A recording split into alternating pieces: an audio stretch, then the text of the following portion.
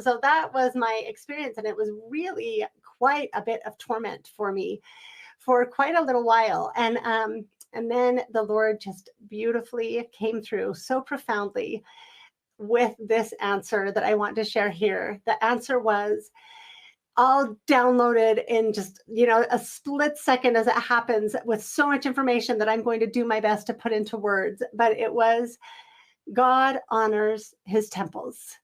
God honors his temples. And just this complete understanding that, yes, maybe our modern temple, in from what I have seen and what I will get into in the next series, was to some extent, we'll talk about that next episode, established by Brigham Young, who I have some challenges with.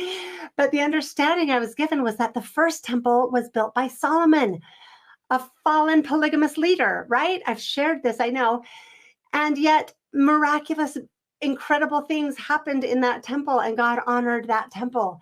The next temple was built by Herod, who wasn't even a fallen leader. He was just a terrible dictator, from what I understand. And he built the second temple, and yet miraculous things happened in that temple.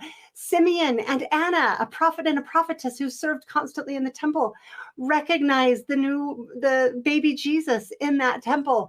Zacharias had the miraculous answer that he would have a son in that temple.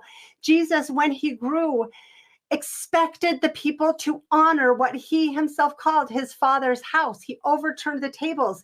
He expected people to honor the temple, right? And so even if our temple has maybe similar issues of what those previous temples have had, which I think would be in keeping with a pattern, why would it not? I feel so firmly that God honors the temples. God honors the faith and sacrifice of a temple building and temple attending people, even when we don't understand everything exactly as it is, because who in this life has ever understood everything exactly as it is, right? It's just a matter of which direction we're going and how we are exerting our faith. And people who built temples sacrificed because of faith, and people who attend temples sacrifice because of faith. And I just know, just God gave me that message so strongly, that the experiences that I and so many others have had in temples are not invalid. They're not invalidated by learning more, right? Because God speaks to us in the language we can understand, and God honors faith. And so I just want to say that when I do say honestly that I'm just providing information, and it's up to everybody with God to determine what that information means for them and what God wants them to do with that information. I am by no means telling people what they should do.